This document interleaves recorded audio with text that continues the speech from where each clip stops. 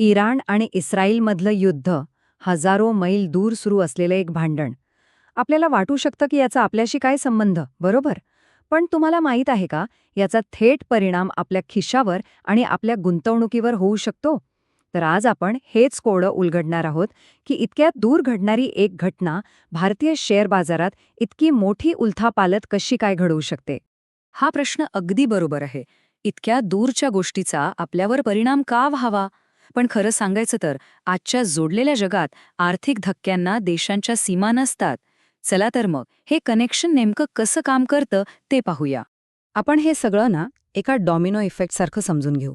म्हणजे संघर्षाच्या मूळ कारणापासून सुरुवात करून पहिला डॉमिनो म्हणजे तेलाच्या किमती कसा पडतो आणि मग त्याची साखळी थेट आपल्या शेअर बाजारापर्यंत कशी येऊन पोचते हे आपण टप्प्याटप्प्याने पाहणार आहोत.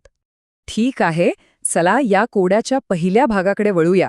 आता बघा, बातम्यांमध्ये आपल्याला भूराजकीय कारणं सांगितली जातात, पण अनेकदा या धुराच्या मागे एक मोठी आर्थिक आग दडलेली असते.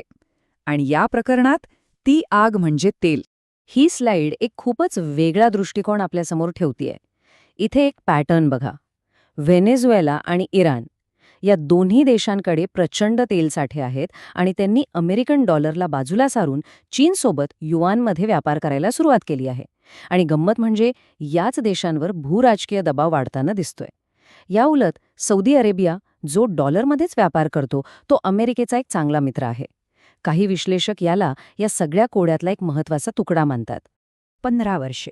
काही अंदाजानुसार अमेरिकेकडे फक्त इतक्याच वर्षांचा तेलसाठा शिल्लक आहे. हा आकडाच आपल्याला सांगतो की जगातील तेल पुरवठ्यावर नियंत्रण ठेवणाऱ्या देशांवर प्रभाव टाकणं ही त्यांच्यासाठी एक व्यूहरचनात्मक गरज का आहे.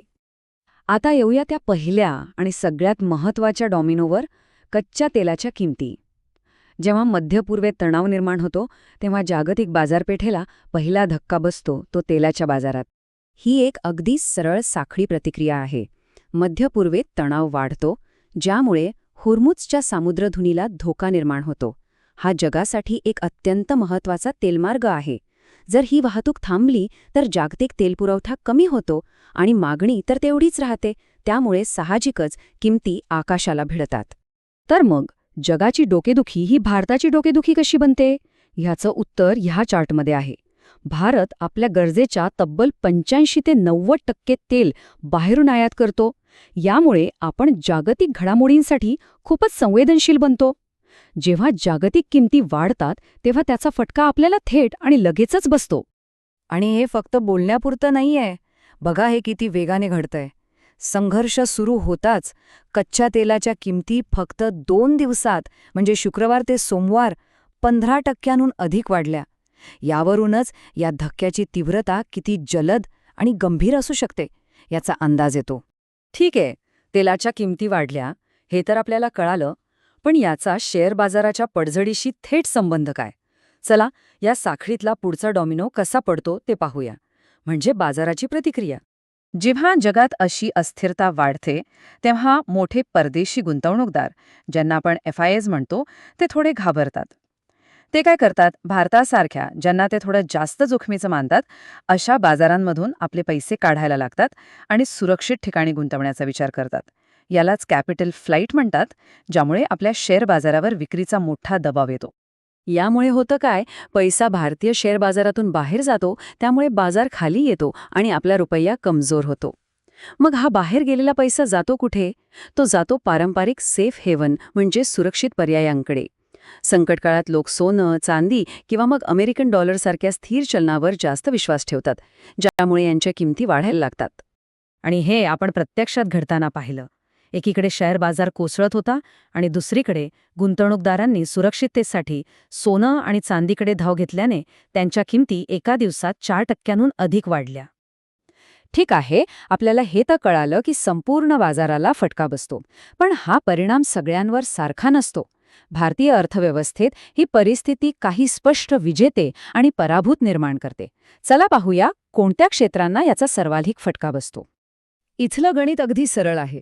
ज्या उद्योगांसाठी कच्चं तेल हे इंधन किंवा कच्चा माल आहे, त्यांना याचा मोठा फटका बसतो. म्हणजे बघा, विमान कंपन्यांचा इंधनाचा खर्च वाढतो, BPCL, HPCL सारख्या तेल विकणाऱ्या कंपन्यांना तोटा होतो आणि पेंट्स, टायर्स बनवणाऱ्या कंपन्यांचा तर उत्पादन खर्चच वाढतो. या सगळ्या दबावामुळे त्यांच्या शेअर्सच्या किमती खाली येतात. पण प्रत्येकजण तोट्यात नसतो. ONGC सारख्या तेल उत्पादन करणाऱ्या कंपन्यांना मात्र फायदा होतो, कारण त्या आपलं उत्पादन जास्त किमतीत विकू शकतात. आणि दुसरीकडे अशा अनिश्चितेच्या काळात सरकार संरक्षणावरील खर्च वाढवते, ज्यामुळे या क्षेत्रातील कंपन्यांना चालना मिळण्याची शक्यता असते.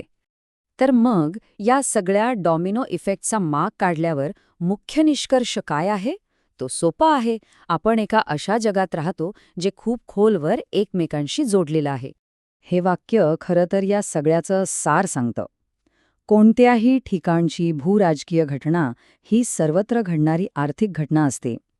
एका दूरच्या संघर्षाच्या लाटा आपल्या आर्थिक किनाऱ्यावर येऊन आदळतातच. कोणतंही मार्केट यापासून खरंच वेगळं नाही. आणि यामुळे आपल्यासमोर एक महत्त्वाचा प्रश्न उभा राहतो. इतक्या जोडलेल्या जगात कोणतंही मार्केट जागतिक घटनांपासून खरंच पूर्णपणे सुरक्षित राहू शकतं का? यावरून एक गोष्ट तर नक्कीच स्पष्ट होते की आजच्या गुंतवणूकदारांसाठी फक्त देशात काय घडत आहे यावर लक्ष ठेवणं पुरेसं नाही, तर देशाबाहेर काय घडत आहे यावरही लक्ष ठेवणं तितकंच महत्त्वाचं आहे. विचार करण्यासारखी गोष्ट आहे, नाही का?